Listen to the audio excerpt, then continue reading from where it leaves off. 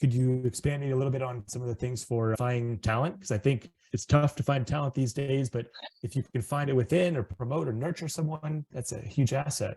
Loyalty first, loyalty and all the other stuff.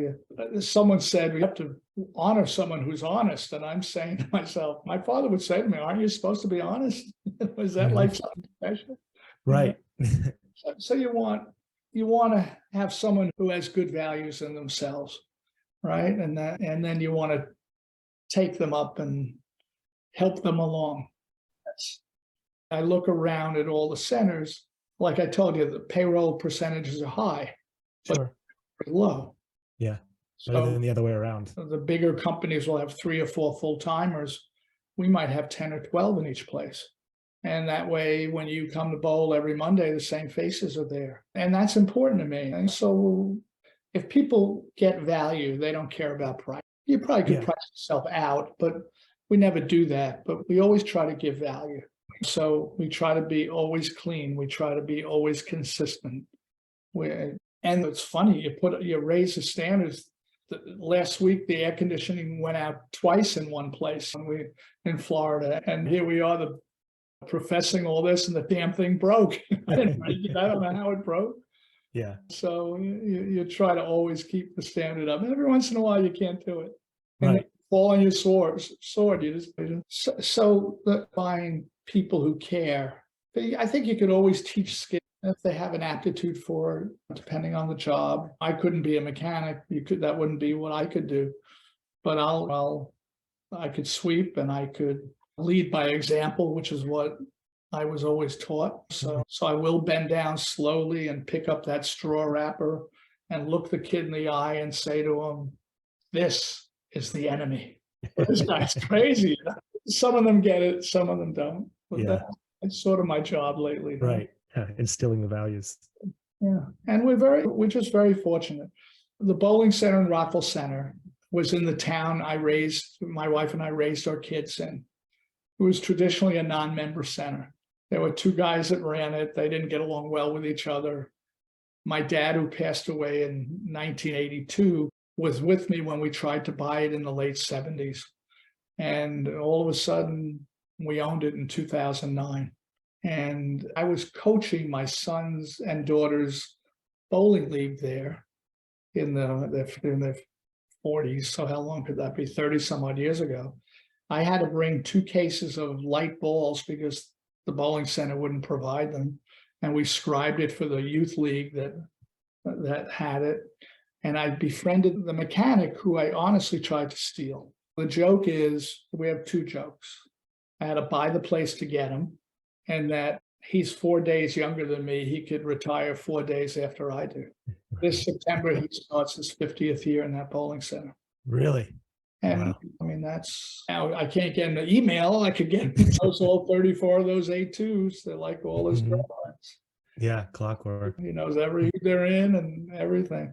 Wow. So it's about, from my point of view, it's always about people on both sides of the counter. It's always about people. And if you connect with them for a short period of time or a long period of time, we're big on touching the tables, which is a restaurant thing.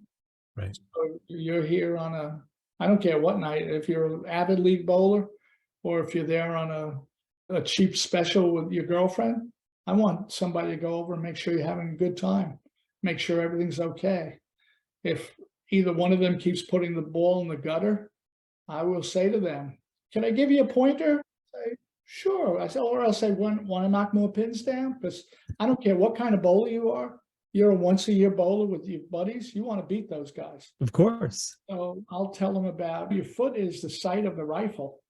So if your foot is straight at the foul line, the ball is more likely to go in the middle. But if you go this way, it goes that way. And so then they get 6 instead of 2, and I'm a hero. Right. Yeah. They're asking you to come back. You don't get that in the Wharton School. Right. Right. You apply it. Yeah. I can't begin to tell you how many walls are built between the counter, the control counter, and the bowling lanes. And people feel that they have to be locked in at the desk, and they can't. Right. So that's one of my things. You could leave the desk for 2 minutes, put someone else.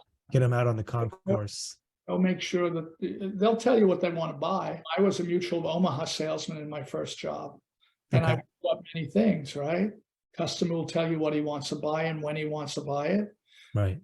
There's also an expression we use that the first one to speak loses.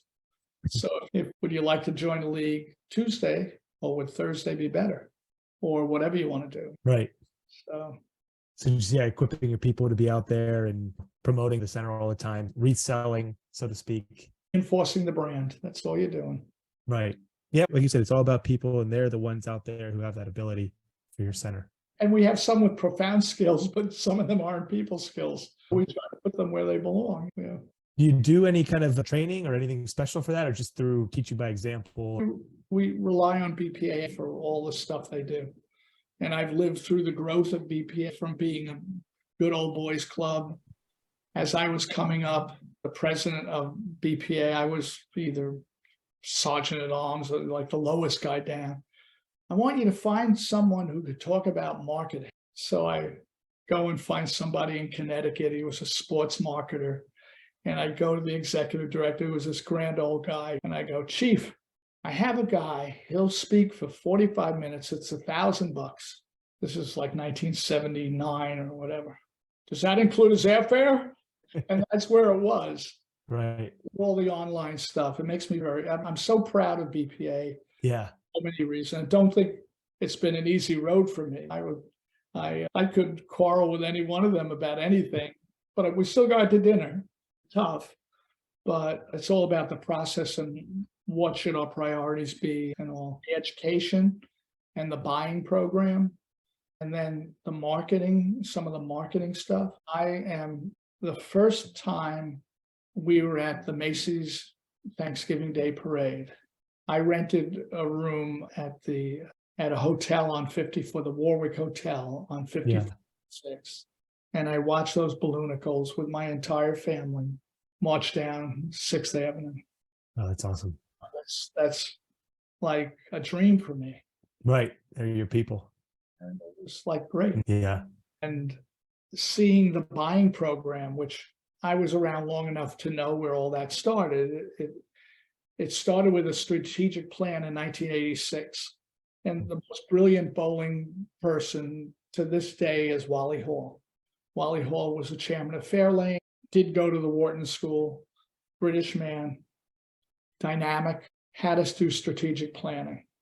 And the strategic plan of 1986 called for a buying program, called for a merged men and women's association, called for a soft drink program, called for a lot of things that were just pie in the sky. If you ruled the world, what would you want?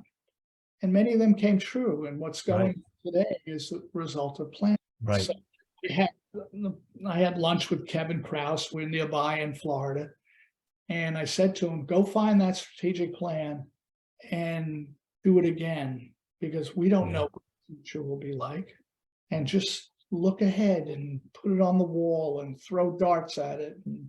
Because the only constant is change. It's the only thing that, the only thing, Right. And if You you're never stop. able to manage change, embrace change, and implement some of it, I think you succeed.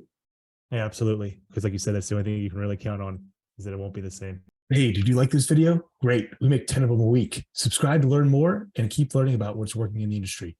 Talk to you then.